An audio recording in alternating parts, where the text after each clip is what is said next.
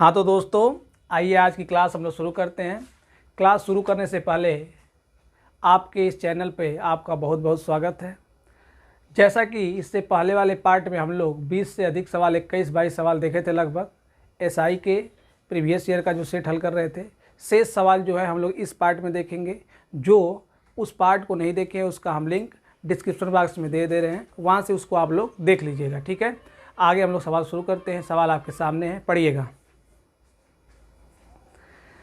दो railway station ए और B एक दूसरे से 110 किलोमीटर की दूरी पर हैं।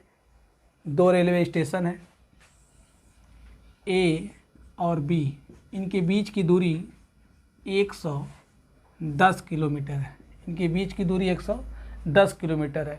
ठीक है, इसमें ट्रेन यम है जो ए से 7 बजे, एक ट्रेन यम है जो ए से 7 बजे चलती है। एक दूसरी ट्रेन आपकी यन है जो स्टेशन बी से चलती है, और स्टेशन बी से वो ट्रेन आपकी 8 बजे चलती है। और इसकी रफ्तार दिया हुआ है, इसकी रफ्तार है 20 किलोमीटर प्रति घंटा। इसका रफ्तार दिया हुआ है 25 किलोमीटर प्रति घंटा। ये आपकी चलती है 8 बजे। ठीक है, सवाल को आप पढ़ लिए होंगे। दो रेलवे स्टेशन हैं ए और बी, इनके बीच की दूरी 110 किलोमीटर। दो ट्रेन है, एक ट्रेन यहाँ से चल रही है, एक ट्रेन यहाँ से चल रही है। तो इसमें आप जानते हैं जब ट्रेन की बात आती है तो इसमें दो चाल आते हैं सापेक्ष में। जब सापेक्ष में दो ट्रेन विपरीत आती हैं, एक इधर से इधर जा रही है, एक इधर से, जब विपरीत में होती हैं तो हम चाल को जोड़ लेते हैं, और एक समान दिशा में होती हैं तो चाल को हम घटा लेते हैं। जैसे मान लीजिए कि एक ट्रेन इधर जा रही है, दूसरी पीछे से जा रही है, तो इसमें घटाएंगे। एक इधर से आ रही है, एक इधर से आ रही है, तो इसमें हम क्या करेंगे, जोड़ते हैं। ठीक, और एक नियम और याद रखिएगा कि सापेक्ष चाल लगाते समय दोनों के चलने का समय समान होना चाहिए। यहाँ पे आप देख रहे हैं ये 7 बजे चल रही है, ये कब बजे चल रही है, 8 बजे। पूछ रहा है ये कब मिलेंगी, तो कब मिलेंगी तो इनको हम समान समय कर लेंगे। पहले ये 8 बजे चल रही है, ये 7 बजे, इसको पहले हम 1 घंटा चला लेंगे। तो ये आप देखे हैं कि जो चाल होता है 1 घंटा का ही दिया होता है, अर्थात ये 1 घंटा में 8 बजे तक 20 किलोमीटर की दूरी तय कर लेगी। अब 8 यहाँ भी बज गया, 8 यहाँ भी बज गया। अब ये चलना शुरू करेगी 25 से, ये चलना शुरू करेगी 20 से। 8 बज गया। अब बीच की दूरी कितनी तय करनी है, तो पूरा 110 था तो 20 तय हो गया है, बचा कितना, 90। तो अब देखिए सापेक्ष चाल लगाएंगे, दोनों विपरीत है तो सापेक्ष चाल लगाएंगे तो मिलने का जो समय होता है, बीच की दूरी कितनी है, 90, और सापेक्ष चाल क्या हो जाएगा, तो ये 20 से इधर जा रही है, 25 से, तो आपका 45 हो जाएगा। यानी 45 से भाग देंगे तो 2 घंटा आ जाएगा। अर्थात 2 घंटे बाद दोनों ट्रेन क्या होंगी, मिल जाएंगी। लेकिन किससे 2 घंटे बाद, जब एक साथ चलिए 8 बजे से, तो 8 बजे के 2 घंटे बाद कितना बजेगा, 10 बजेगा। 10 बजे दोनों ट्रेनें आपस में मिल जाएंगे। ठीक है, हमें उम्मीद है कि ये सवाल आपको समझ में आ गया होगा। आइए देखते हैं अगला सवाल। अगला सवाल आपके सामने है, सवाल पढ़िएगा। अशोक के पास 60 प्रति किग्रा और 85 प्रति किग्रा ऐसे 2 प्रकार के गेहूँ हैं। यदि उनके मिश्रण को 85 प्रति किग्रा में 85 रुपये प्रति किग्रा में बेचकर 20% मुनाफा कमाता है तो मिश्रण में इन प्रकारों का अनुपात क्या होगा। देखिए, जब भी मिश्रण की बात करेगा, जब भी उनमें हम एलिगेशन लगाते हैं, तो जिनमें एलिगेशन लगाया जाता है तीनों राशि क्या होनी चाहिए, समान। अगर तीनों हो तो क्रय मूल्य हो, तीनों हो विक्रय मूल्य हो, लाभ हो, हानि हो, जो भी हो, तीनों सेम होना चाहिए। तो इसमें कह रहा है कि अशोक है, दो, एक 60 प्रति किग्रा वाली और एक 85 प्रति किग्रा वाली प्रकार की गेहूं को क्या करता है, मिला देता है। एक 60 के भाव से है, एक 85 के भाव से है, दोनों को आपस में मिलाता है और मिला के 84 रुपये के हिसाब से, 84 रुपये के हिसाब से बेचता है। ये भी सीपी दिया था, ये भी सीपी दिया था, लेकिन ये आपका एसपी दिया है। और एलिगेशन का नियम होता है कि सभी जो राशि होती है सेम होनी चाहिए, तो इसको भी हम सीपी निकाल लेंगे। तो ये आपका एसपी दिया हुआ है। ये एसपी कब है, जब 20% का लाभ हुआ है। 20% का मतलब क्या होता है, 120%, अर्थात 120% का मान आपको दिया है 84, तो 1% का मान होगा 84 बटे में 120, तो 100% का मान निकाल लेंगे। तो 100% निकाल लेंगे आप, तब 12 साते होता है 84, 7 दहा में 70। यानी कि ये पहले यहाँ पे आपका एसपी था, लेकिन हम इसमें सीपी में चेंज कर लेंगे तो आपका ये कितना हो जाएगा, 70 हो जाएगा। अब ये भी सीपी, ये भी सीपी, ये भी सीपी लगा देंगे एलिगेशन। तो जब इसमें से हम इसको माइनस करेंगे आपका, तो ये आ जाएगा 15, इसमें से इसको माइनस करेंगे तो ये आ जाएगा 10, 5 तिहाई 15, 5 दूना के 10, अर्थात दोनों जो मिश्रण है आपस में 3 संबंधित 2 के अनुपात में मिलाए जाएंगे। ठीक है, आइए देखते हैं अगला सवाल। तो दोस्तों अगला सवाल है आपका 60 के गुणनखंडों की संख्या ज्ञात कीजिए। इसको तो आप तुरंत कर लेंगे। 60 का पहले अभाज्य गुणनखंड हम करेंगे। 2 से करेंगे 30, 2 से करेंगे 15, 3 से करेंगे 5 और 5 से करेंगे 1, अर्थात 2 के घाते 2 गुणे 3 गुणे 5। आप इसमें जानते ही हैं, इसमें 3 प्रकार के और सवाल पूछते हैं। कहता है सम गुणनखंडों की संख्या, विषम गुणनखंडों की संख्या, सभी गुणनखंडों की संख्या। तो इसमें सभी गुणनखंडों की संख्या पूछा है। तो सभी गुणनखंडों का निकालने का नियम होता है, जो घात होता है सबके, यहाँ पे 1 घात है, यहाँ पर भी 1 घात है, कुछ नहीं है, तो सब में हम एक एक ऐड करके सबका आपस में क्या कर लेते हैं, गुणा। तो ये 2 है तो 2 में प्लस 1 करेंगे, यहाँ पे 1 है तो 1 में 1 करेंगे, यहाँ पे 1 है तो यहाँ पे 1 करेंगे। तो ये आपका आ जाएगा 2 1 3, ये आएगा 2, ये आएगा 2, यानी 3 दूना के 6 दूना के 12। टोटल गुणनखंडों की संख्या कितनी आ जाएगी, 12 आ जाएगी। ध्यान दीजिएगा, इसमें इसका आप जब कंसेप्ट पढ़ेंगे तो ज़्यादा बेटर समझ में आएगा। इसे पूछता है सम गुणनखंडों की संख्या, विषम गुणनखंडों की संख्या और कुल गुणनखंडों की संख्या। तो कुल के लिए क्या करते हैं, पहले अभाज्य गुणनखंड कर लेंगे, सबके घात में 1 1 जोड़ के उसका गुणा करेंगे तो सभी गुणनखंडों की संख्या निकल जाएगी। ठीक है, अगला सवाल आपके सामने, अगला सवाल लगाइएगा। अगला सवाल आपका दिया हुआ है 30 के 80% और 25 के 4/5 में कितना का अंतर है। 30 के 80%, 30 के 80% और 25 के 4/5, 25 के 4/5 में कितना अंतर है ये पूछा था। इसको तो आप तुरंत कर लेंगे। 25% का मान भी आपको मालूम है, 80% का मान मालूम होगा। इसमें आ जाएगा 4/5, ये भी आपका हो जाएगा 4/5। तो आप देख रहे हैं दोनों में 4/5 दिया हुआ है, तो आप निकालेंगे। 5 से करेंगे 6 बार में 6 चौके 24, ऐसा करेंगे 5 से 5 बार में 5 चौके 20। कितने का अंतर है, 4 का अंतर है। तो दोनों का अंतर तुरंत बता लेंगे, दोनों के बीच कितने का अंतर है, 4 का अंतर है। ठीक है, अगला सवाल देखेंगे। अगला सवाल आपके सामने दिया हुआ है, चक्रवृद्धि का दिया हुआ है। तो चक्रवृद्धि में ध्यान रखिए, कभी कभी चक्रवृद्धि जो का सवाल जो होता है, कभी कभी सूत्र पे बहुत ज़्यादा लेंदी होता है, लेकिन कभी कभी सूत्र ही रामबाण का काम कर जाता है। ध्यान रखिएगा, आपके लिए 2 सूत्र बहुत अनिवार्य हैं। जब भी 2 वर्ष के लिए चक्रवृद्धि ब्याज और साधारण ब्याज के बीच अंतर पूछेगा तो आप फार्मूला तुरंत यूज करिएगा, PR का स्क्वायर बटे 100 का स्क्वायर। ये है 2 साल के CI और SI में अंतर। नोट कर लेंगे सभी लोग इसको। ये 2 साल के CI और SI के बीच का अंतर का होता है, इसको याद रखेंगे। देखिए कभी कभी इस फार्मूला बहुत ज़्यादा बेट पड़ जाता है, जैसे कि अंतर वाले में बहुत बढ़िया रहेगा। इसमें ये 2 साल के आपके CI और SI के बीच के अंतर के लिए यहाँ पे P क्या होता है, प्रिंसिपल यानी कि मूलधन होता है। R क्या होता है, रेट यानी कि दर होता है। कैसे याद करेंगे, देखिए P जो होता है मूलधन कभी तो आपका बदलता नहीं है, P को फिक्स कर दीजिए। 2 साल का है तो दोनों के घाते 2, 100 के घाते भी 2, R के घाते भी 2। लेकिन ये 3 साल के लिए भी आप याद कर लेंगे, जो 3 साल के लिए होता है नोट कर लेंगे। 3 साल के लिए CI और SI का जो अंतर होता है, P होता है PR स्क्वायर, यहाँ पे 100 के घाते Q इंटू 300 प्लस R होता है। नोट कर लेंगे इसको आप लोग। ये 3 साल के लिए, ये 2 साल के लिए। 2 साल का देखिए 2 2 यहाँ पर रहेगा। यहाँ पे देखिए इसको कैसे याद रखेंगे, यहाँ पे 2 है तो यहाँ पे 1 ठो R है, तो ये भी 3 ठो हो ही जा रहा है, और इसको 3 ठो करना पड़ेगा। तो 3 साल के लिए ये रहेगा आपका और 2 साल के लिए ये रहेगा। और इसमें मूलधन और दर दिया रहता है हमेशा। तो अगर सूत्र याद रहेगा ना आपको तो बहुत जल्दी से कर लेंगे। तो इसको हम लोग देखते हैं, सवाल को पढ़ रहे होंगे आप। सवाल में दिया है मूलधन आपका दिया है 2000, मूलधन दिया है 2000, तो हम 2000 ले लेते हैं यहाँ पे। ठीक, दर R दिया है आपका 6%। ठीक है, तो 6 ले लेंगे R का मान। तो यहाँ पे 6 के घाते 2 बटे में 100 के घाते 3, और यहाँ पे हो जाएगा 300 प्लस 6। इसको सॉल्व करेंगे तो 2000 गुणे 36 गुणे 306 बटे में इसको कर लेंगे तो 2 2 2 3 बार हो जाएगा गुणा, तो 4 हो जाएगा। 3 0 से 3 0 आपका यहाँ पे कैंसिल हो जाएगा। यहाँ पे आप देख रहे होंगे तो पहले इकाई अंक हम चेक कर लेते हैं एक बार। तो छछड़ा के आपका 36 आएगा, और 36 दूना 72, यानी कि 2 देखेंगे पहले ऑप्शन में। तो ऑप्शन आपके सामने, ध्यान दीजिएगा सभी लोग। तो ऑप्शन में आप देख रहे होंगे दिया है 26, 21, 22, 24। ठीक है, तो इसको आप सॉल्व भी कर सकते हैं। सॉल्व करके हम दिखा दे रहे हैं आपको। 36 दूना के 72 होगा, 306 में 72 का हम गुणा करेंगे तो 2 छक्के 12, 2 तिहाई 6, 7 छक 42, 7 छक 42 और 7 तिरिके 21, यानी कि ये आपका आएगा 2, ये आपका आएगा 3, ये 0, ये 2, ये 2, यानी कि 22 0 32 बटे में 1000 भाग देंगे तो 22.032, यानी लगभग 22 रुपये आपका अंतर आ जाएगा, लगभग 22 रुपये आपका अंतर आ जाएगा। ठीक है, आइए देखते हैं अगले सवालों को। अगला सवाल आपके सामने है।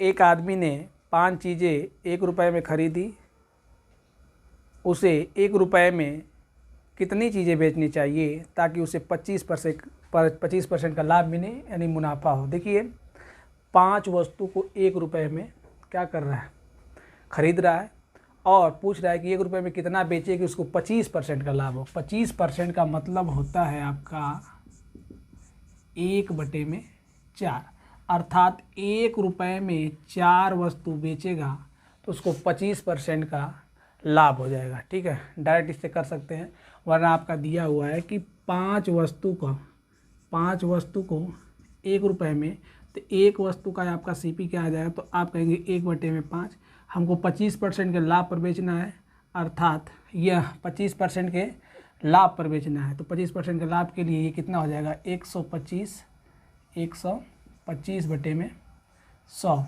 अर्थात 25 5 25 चौके 5 से 5 कटेगा, 1/4 आएगा, यानी 4 वस्तु 1 रुपये में उसको बेचनी पड़ेगी। 4 वस्तु बेचेगा तो उसको 25% का लाभ हो जाएगा। ठीक है, अगला सवाल पढ़िएगा। अजय ने अपनी जमा पूंजी का एक बैंक में निवेश की। ये राशि साधारण ब्याज से 2 साल में 1120, 2 साल में 1120 और 5 साल में 1300, 5 साल में 1300 रुपये हो जाती है। ध्यान समझिएगा, ऐसे सवाल आसान होते हैं, प्रैक्टिस भी आप कई किए होंगे। 2 साल में 1120, 5 साल में 1300, किस ब्याज से है, साधारण ब्याज से। तो साधारण ब्याज में आप जानते हैं कि अंतर का कारण केवल ब्याज बनता है, क्योंकि मूलधन तो उसमें फिक्स होता है। आप देख रहे हैं 2 साल में 1120 है और 5 साल में 1300, कितने रुपए बढ़े इसमें, तो आप देख रहे हैं 80 यहाँ पे, 100 यहाँ पे, 180 रुपये 3 साल में, यानी 3 साल का जो ब्याज है वो कितने रुपए है, 180 रुपये है। 3 साल का जो ब्याज है 180 रुपये है। हमसे मूलधन पूछ रहा है, तो आप जानते हैं मूलधन के लिए ब्याज गुणे 100 बटे में दर गुणे समय, इतने की आवश्यकता होती है। ठीक, इससे करें, या तो एक फार्मूला और होता है आपका, मिश्र धन बराबर मूलधन धन ब्याज। ठीक, इसका किसी एक, इन दोनों में से किसी एक का फार्मूला यूज करके हम कर सकते हैं। अगर इसका फार्मूलों का यूज करना चाहेंगे तो दर चाहेगा, दर जो कि दिया नहीं है, इसमें हम बात करेंगे। इसमें जो होता है, जितने साल का हम मिश्रधन लेते हैं उतने साल का ब्याज लेते हैं और मूलधन का मान निकाल लेते हैं। तो आप देख रहे होंगे यहाँ पे 2 साल का मिश्रधन दिया हुआ है, तो ये आपका 3 साल का, ये 2 साल का आपका मिश्रधन दिया हुआ है, ये 3 साल का आपका ब्याज है। तो 2 साल का ब्याज कितना होगा, तो 2 साल का ब्याज हो जाएगा 120 रुपये। जब 2 साल का 120 रुपये आपका ब्याज हो जाएगा और 2 साल का मिश्रधन दिया है आपका 1120, तो आपको मूलधन निकालना है। मूलधन के लिए इसको इसमें से घटा देंगे तो आपका आ जाएगा 1000 रुपये, यानी कि मूलधन आपका 1000 है। ये 5 साल का मिश्रधन दिया था, 5 साल के मिश्रधन से भी लगा सकते हैं, लेकिन 5 साल का जब मिश्रधन लेंगे तो 5 साल का आपको क्या लेना पड़ेगा, ब्याज लेना पड़ेगा। उसके बाद हल कर लेंगे तो मूलधन आपका कितना आ जाएगा, 1000 रुपये आ जाएगा। ठीक है, अगला सवाल देखिएगा। अगला सवाल जो है आपका वो प्रायिकता से है। देखिए प्रायिकता के लिए बहुत आसान तरीका है, बस प्रायिकता में एक चीज़ याद रखिएगा, कुल कितनी घटनाएं हो सकती हैं और प्रश्न के हिसाब से हमारे लायक कितनी घटनाएं हैं, बस इतना काम करना है। तो प्रायिकता में आपको ध्यान रखना होगा, प्रायिकता ज्ञात करने के लिए कुल नीचे कुल घटना और यहाँ पे जो है संभावित, जो आपके हिसाब से, जो प्रश्न के हिसाब से हो रही है उसी को बस ज्ञात कर लेंगे और उसके हिसाब से हल कर लेंगे। जैसे कह रहा है आपका कि निष्पक्ष पासा की एक जोड़ी फेंकी जाती है, यानी 2 पासे एक साथ फेंके जा रहे हैं, तो कह रहा है कि उनका योग 5 है।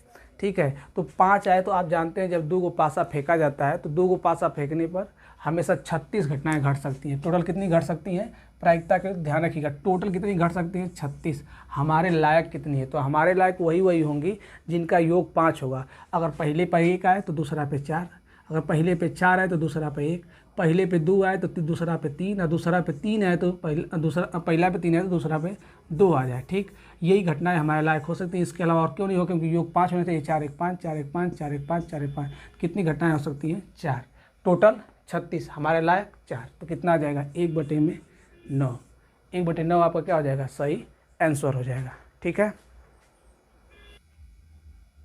अगला सवाल है दोस्तों, गिरी एक बिंदु ए से सुबह 6 बजे 20 किलोमीटर प्रति घंटा की रफ्तार से निकलता है। गौतम बिंदु बी से सुबह 7 बजे 10 किलोमीटर प्रति घंटा की रफ्तार से निकलता है। वे दोनों एक दूसरे की यात्रा करते हैं। ए और बी के बीच की दूरी 100 है, तो कब मिलेंगे। ऐसा सवाल अभी हम लोग लगाए हैं ट्रेन वाले में। ए और बी के दोनों के बीच की दूरी टोटल कितनी है, 100 है। यहाँ पे ए है, यहाँ पे बी है। एक जगह से आपका गिरी चल रहा है, एक जगह से गिरी चल रहा है, और एक जगह से गौतम चल रहा है। बीच की दूरी दिया हुआ है 100। अब देखो सवाल सेम आपका वही है, ये 6 बजे चल रहा है और ये 7 बजे चल रहा है। ये किस स्पीड से आपका चल रहा है, तो ये आपका चल रहा है 20 से और ये 10 से, ये 20 से और ये 10 से। अभी आपको बताया कि बस दोनों को सवाल को समय सेम कर लीजिए। ये 6 बजे चला, ये 7 बजे चला, तो इसका आपका देखिए 1 घंटा में कितना चला होगा, 20, दूरी कितनी बची 80, टोटल दूरी आपकी 80, दोनों एक दूसरे के विपरीत है। ये 20 से है, ये 10 से, कितना हो गया 30, यानी कट गया 8/3 घंटे। 8/3 घंटे बाद क्या होंगे, ये मिल जाएंगे। थोड़ा इसको हम सही कर लेते हैं, तो 2 सही 3 दूना के 6, 2 सही 2/3, यानी 2 घंटे। इसको हम मिनट में बदल देंगे तो 60 से गुणा कर देंगे, तो 3 से कटेगा 20 बाद में 2 घंटे 40 मिनट बाद, 2 घंटे 40 मिनट बाद दोनों क्या होंगे, मिल जाएंगे। अर्थात कब बजे चल रहे हैं, 7 बजे एक साथ, तो 7 2 9, 9:40 बाद दोनों आपस में मिल जाएंगे। ऐसा सभी अभी हम लोग सवाल किए हैं, रेल वाला जो था, तो ठीक उसी प्रकार से करेंगे। इस सवाल को ऐसे करते हैं, समय को हम बराबर कर लेंगे। बराबर तो कोई दिक्कत नहीं है, समय बराबर आ गया तो कोई दिक्कत नहीं, अगर नहीं है तो बराबर करेंगे। ये 6 बजे से था, ये 7 बजे, इसको भी 7 बजे कर लेंगे, तो दूरी हमारी ये 20 चलेगा तो 80 बचेगा, 80 में लगा देंगे दूरी, और सापेक्षिक चार्ज निकालेंगे। ये 20 से, ये 10 से, दोनों विपरीत चल रही हैं, 30 8/3, अर्थात 2 सही 2/3, यानी आपका 2 घंटे 40 मिनट बाद दोनों मिल जाएंगी। अर्थात कब बच जाएगा, 9:40। ठीक है,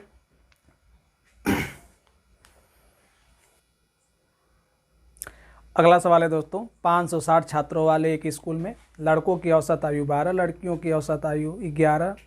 यदि स्कूल की औसत आयु 11 साल 9 महीने है तो लड़कियों की संख्या कितनी होगी। ध्यान रखिएगा, इसको हम लोग एलिगेशन से भी लगा सकते हैं। एलिगेशन का मतलब ये होता है जब दो चीज़ का अलग अलग कुछ दिया हो और मिला के दिया हो, तो वहाँ पे एलिगेशन लगा सकते हैं। तो लड़कों का है आपका, लड़कों, इधर लिखते हैं लड़कियों। ठीक है, लड़कों का जो औसत आयु आपका दिया हुआ है 12, लड़कियों का दिया है 11, और जो दोनों का मिला के है 11 वर्ष 9 महीने है। ठीक है, इसमें लगा देंगे एलिगेशन, और जो एलिगेशन लगाने के बाद जो अनुपात आएगा ये बच्चों यानी लड़कों लड़कियों की संख्या का अनुपात आएगा। लगा दीजिए एलिगेशन तुरंत।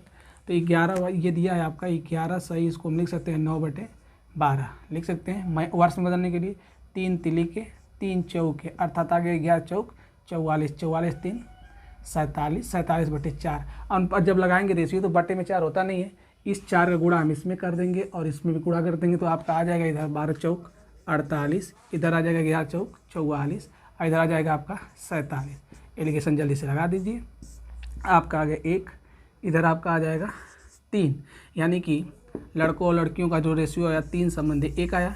टोटल अनुपात कितना हुआ 4, टोटल संख्या आपका दिया हुआ था 560, 1 का आ जाएगा 140। किसका पूछा है आपका मान, तो आपका पूछा है लड़कियों की संख्या। लड़कियों का रेशियो क्या है 1, यानी 1 रेशियो का मान 140। लड़कियों की संख्या कितनी है 140। लड़कों का पूछेगा तो 14 तिया 42, 420 हो जाएगा। ठीक है, अगला सवाल है, एक ट्रेन अपनी यात्रा के पहले 10 घंटे में 24 किलोमीटर, ध्यान रखिएगा 10 घंटे में 24 किलोमीटर प्रति घंटा की रफ्तार से चलती है। ठीक है, और कुछ और दूरी चलती है शेष 6 घंटे में 60 के हिसाब से, 6 घंटे में 60 से। तो औसत चाल हम लोग से पूछा है, तो पहले आप ध्यान रखिएगा औसत चाल बराबर होता है, औसत चाल बराबर कुल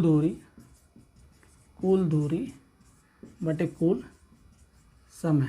ठीक, तो बताइए 10 घंटा के हिसाब से 10 घंटा 24 के हिसाब से चला है। आप जानते हैं दूरी बराबर होता है चाल गुणे समय, यानी कि इनका गुणा करेंगे तो आपका आ जाएगा 240, यानी कि यहाँ पे दूरी कितनी चली 240, यहाँ पे 6 घंटा 60 किलोमीटर प्रति घंटा के हिसाब से 360, क्योंकि दूरी बराबर होता है 4 गुणे समय, गुणा कर लेंगे। यानी कुल दूरी अगर बात करेंगे तो आएगा 3 2 5, यानी कि 600 आपकी कुल दूरी हो जाएगी। कुल समय की बात करेंगे तो ये 10 घंटा है, ये 6 घंटा है, तो 16 घंटा हो जाएगा। ठीक है, 10 घंटा 6 घंटा 16 घंटा, कुल दूरी आपकी 600। कटा लीजिए, इसमें 4 से कटाएंगे 150, 4 से कटाएंगे 4 बार में 75 बटे आपका आ जाएगा, 2 से कटाएंगे 75 बटे 2, इसका मतलब होता है 37.5, यानी 37.5 किलोमीटर प्रति घंटा औसत चाल आपका आ जाएगा। बहुत आसान सवाल है, बस आपको सूत्र रहना। देखिए गलती यहाँ पे ये होगी कि आप जल्दी से अगर सूत्र ध्यान नहीं देंगे तो औसत चाल में आप 24-60 को लेकर यूज करके कर लेंगे तो गलत हो जाएगा। औसत चाल बराबर होता है कुल दूरी बटे कुल समय, तो दूरी पहले हम निकाल लेंगे।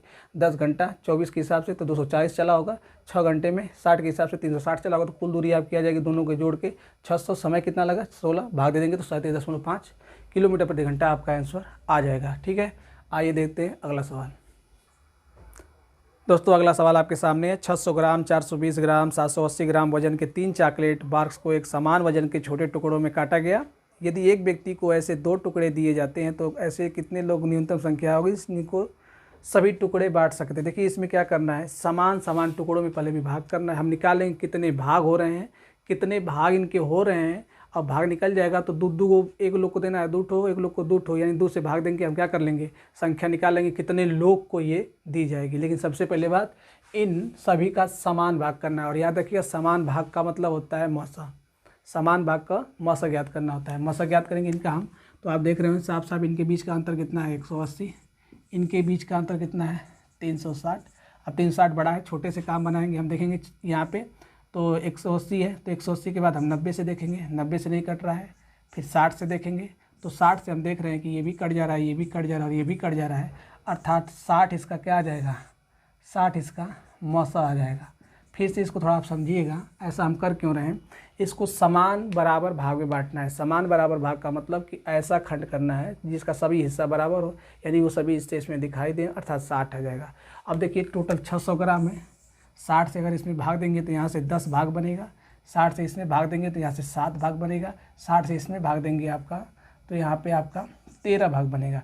टोटल भाग कितने बन रहे हैं आपके 13, 13 7 20, 20 10 30 भाग बन रहे हैं। एक आदमी को 2 भाग देना है तो 30 भाग देना है, तो कब वो आदमी को दिया पाएगा, तुरंत आप बताएंगे 15 लोग को, अर्थात 15 हमारा क्या हो जाएगा, सही आंसर हो जाएगा। ठीक है, इस सवाल को ध्यान रखिएगा। निकाल लेंगे पहले कितने बराबर बराबर भाग हो रहे हैं, उसके बाद उसमें 2 से भाग दे देंगे तो आपका 15 सटीक आंसर आ जाएगा। ठीक है, अगला सवाल यहीं पे तुरंत हम देख लेते हैं। 6 घंटियों के एक समान बजना शुरू कर दिया और क्रमशः 4 8 10 12 4 8 10 12 18 और 20 सेकेंड के अंतराल पे बज रही हैं। 20 सेकेंड के अंतराल पर बज रही हैं। पूछ रहा है आपसे कि ये कब एक साथ बजना शुरू हों, तो 30 मिनट में घंटियाँ कितनी बार बजेंगी। पूछ रहा है 30 मिनट में घंटियाँ कितनी बार आपकी ये बजेंगी। तो गौर कीजिएगा, इसमें आप लोग एक साथ बात कर रहा है। ये 4 के देखिए, ये 4 पे बजेगा, 8 पे बजेगा, इसी तरह इसमें रहेगा। इसमें मतलब ये 4 के अंतराल पे ये आपका बज रही है, 8 के, ये 10 के, 12 के, 18 के, और ये 20 के अंतराल पे बज रही है। ठीक, तो कब एक साथ बजेंगी, इसके लिए ध्यान हमेशा रखिएगा। आप लोग क्या निकालते हैं, लसा। जब इनका लसा आप निकालेंगे, लसा निकाल सकते हैं आप, लसा निकाल लेंगे तो लसा आएगा 360 सेकेंड। 360 ये सब का आपका दिया हुआ है सेकेंड में। जब ये सब सेकेंड में है तो ये 360 सेकेंड आपका आ जाएगा। यानी 360 सेकेंड को अगर मिनट में बदलना चाहें तो 6 मिनट आ जाएगा। यानी 6 मिनट पे सभी घंटियाँ एक साथ बजेंगी। 6 मिनट पे सभी घंटियाँ एक साथ बजेंगी। तो कह रहा है कि 30 मिनट में कब बार बजेंगी, तो 6 पर बजी, 12 पे बजेगी, 18 पर, 24 पर, 30 पर, कब बार हुआ, 5 बार। अर्थात ऐसा जब भी पूछेगा 30 मिनट में तो 30 में 6 से भाग दे देंगे, आपका 5 बार क्या हो जाएगा, सही आंसर हो जाएगा। ठीक है, तो ध्यान रखिएगा जब भी आपका ऐसा सवाल रहे कि एक साथ कब बजेंगे तो उसके लिए हम क्या निकालते हैं, लौसा। लौसा निकालेंगे 360, यानी 360 सेकेंड के अंतराल पर ये जो 5-6 घंटियाँ दी हुई हैं एक साथ बजेंगी, अर्थात 6 मिनट के अंतराल पर। तो 6 मिनट के अंतराल पर एक साथ बजेंगी तो 30 मिनट में कब बार, 5 बार एक साथ बज जाएंगी। ठीक है, आइए देखते हैं अगला सवाल। एक घड़ी को 16% मुनाफा में बेचा जाता है। यदि ये घड़ी 10% कम दाम से खरीदी जाती और 14 रुपये कम दाम से बेची जाती तो 25% का मुनाफा होता। घड़ी की लागत कीमत ज्ञात कीजिए। देखिए ये आपका जो होता है क्रय मूल्य लाभ हानि के चैप्टर का ये बहुत ही इंपॉर्टेंट क्वेश्चन होता है, तो ध्यान से इसको आप सीखिएगा। इसमें क्या रहा है कि पहले कोई घड़ी थी 16% के मुनाफा से बेची जाती थी, यानी कि 100 रुपये का अगर मान लेते हो 116 में बेची जाती थी। ठीक है, कह रहा है कि यदि 10% कम दाम पे खरीदी जाती, अगर 10% कम दाम पे खरीदी जाती तो यानी कि 90 में खरीदी जाती। पहले इतने में खरीद के इतने में हम बेच रहे थे, 10% कम या 90 में खरीदी जाती, और जो बेची जाती 14 रुपये कम में, 14 रुपये कम में बेची जाती, तो इसको 25% का लाभ होता। 25% अर्थात इसका 125% का मतलब होता है आपका 1/4, यानी कि बेचा जाएगा तो 5/4 में, यानी 5/4 कर लेंगे इसको। तो इसको आप हल कर सकते हैं, यहाँ पे जब हल करेंगे तो कटा सकते हैं 2 से 2 बार में, 2 से 45 बार में। ठीक, तो यहाँ पे गुणा कर लेंगे तो 5 × 5 = 25, 5 × 4 = 20, 2 22, 22/2 में बेची जा रही है। तो इन दोनों के बीच का अंतर आप देख रहे हैं कितना दिया हुआ है, तो 225/2 माइनस 116, इसी का जो रेशियो का अनुपात दिया यही दिया है 14। ये कम हुआ किसकी वजह से, तो इसी की वजह से इसको हल करेंगे तो 225 माइनस 2 × 6 = 12, 2 × 1 = 2 बटे में 2 बराबर 14। घटा लेंगे इसमें।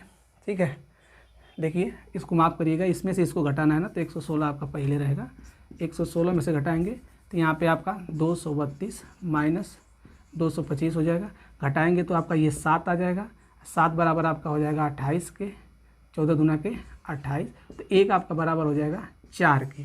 तो हमसे क्या पूछा है इसमें कि घड़ी की लागत मूल्य, तो घड़ी की लागत हम 100% माने थे, तो 1 रेशियो का मान 4, तो 100 का कितना हो जाएगा 400, यानी घड़ी हमारी कितनी में खरीदी गई थी 400 में। फिर से वो बता दे रहे हैं आपको, ये बहुत इंपॉर्टेंट क्वेश्चन होता है, लगभग हर एक पेपर में आता है, तो उसको गौर कीजिएगा, कोई कठिन नहीं है। पहले हम क्या कर रहे थे, 100 में खरीद के 16% के मुनाफा यानी लाभ पे बेच रहे थे, तो 116 में बेच रहे थे।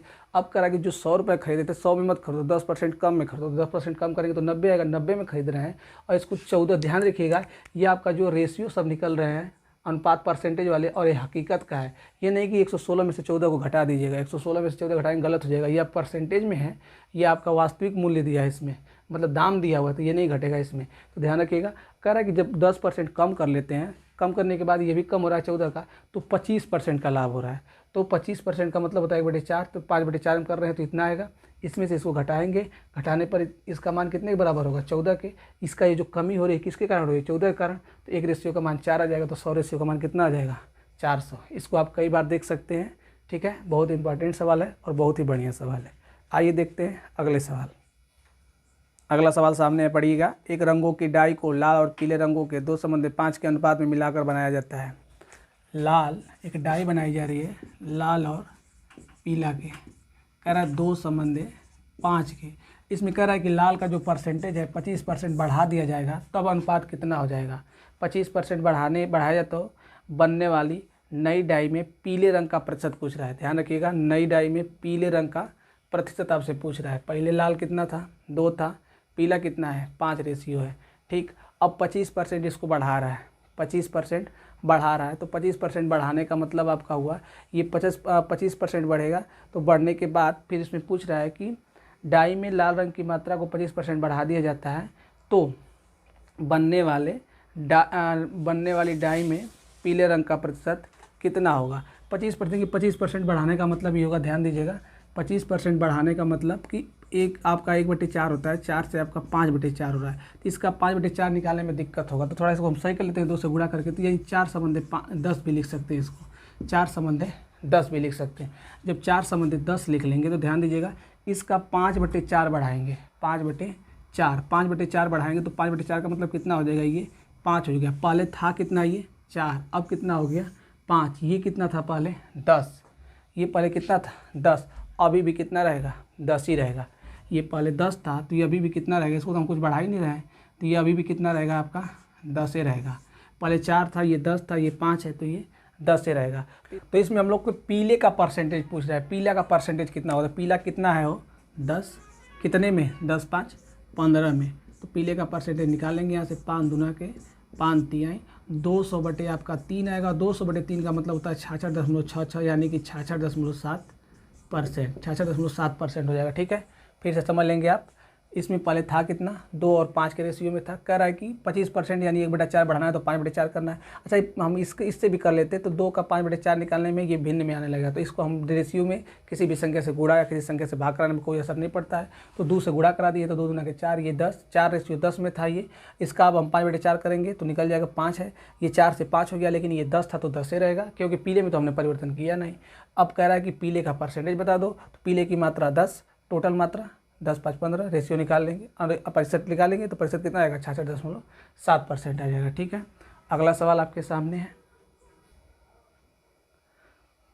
अगला सवाल आपके सामने है 11.96 गुणे 11.96 प्लस इतना दिया हुआ है। कह रहा है कि इसमें y का मान बताना है। अगर ये पूर्ण वर्ग हो, पूर्ण वर्ग के लिए आप ध्यान दे रहे होंगे तो कहेंगे कि ये दोनों सेम ही है, ये दोनों सेम है। अर्थात हमको आपको एक फार्मूला याद आ रहा होगा a² + 2ab + b², जो एक क्या होता है पूर्ण वर्ग होता है किसका, a + b के होल स्क्वायर का। तो इसी पे ये कुछ बैठ रहा है तो आप देखेंगे ये a² है, ये b² है, तो ये आपका क्या होना चाहिए 2ab, अर्थात 2ab की मान की जगह आपका होना चाहिए 11.96y। आप देख रहे होंगे a का मान दिया हुआ है यहाँ पे 11.96 दिया हुआ है। आपका b की जगह पे लिखा हुआ है, यहाँ पे ध्यान दीजिएगा, b की जगह पे आपका लिखा हुआ है यहाँ पे 0.04 और यहाँ पे आप देख रहे हैं कि ये a का मान है। जब a का मान है तो यहाँ 2ab होना चाहिए, तो ये 2b का मान होगा। ध्यान दीजिएगा, यहाँ पे आपका फार्मूला होता है a² + b² + 2ab, यहाँ पे 2ab होता है। ये आपका खड़ा खड़ा a का मान दिखाई दे रहा है, इसका मतलब ये किसका मान होगा 2b का। अब b का मान कितना दिया है 0.04, तो इसको हल कर लेंगे, गुणा कर लेंगे b के मान में तो कितना आ जाएगा 0.08 आपका सटीक आंसर हो जाएगा। तुरंत मुझबानी करने लगे a² b² 2ab, तो यहाँ पे a है तो 2b मान y का मान 2b के बराबर होगा, b का मान ये है 0.08 आंसर हो 0.08। ठीक है, तो दोस्तों इस प्रकार से हम लोग का एक पूरा सेट खत्म होता है।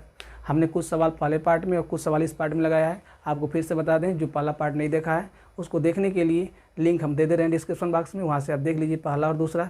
और इस प्रकार से हम लोग के पूरे सवाल हुए। ग्राफ का सवाल बचा हुआ है जो कि इस पर थोड़ा प्रॉब्लम होगी बताने में, तो बस ग्राफ के सवाल के अलावा हमने पूरा सवाल लगाया है इसमें। आपका पूरे सवाल को आप सही से देखें, कोई भी त्रुटि हो तो कमेंट बॉक्स में आप अवश्य हमको बताएं। ठीक है, हम उसे सुधारने का प्रयास करेंगे।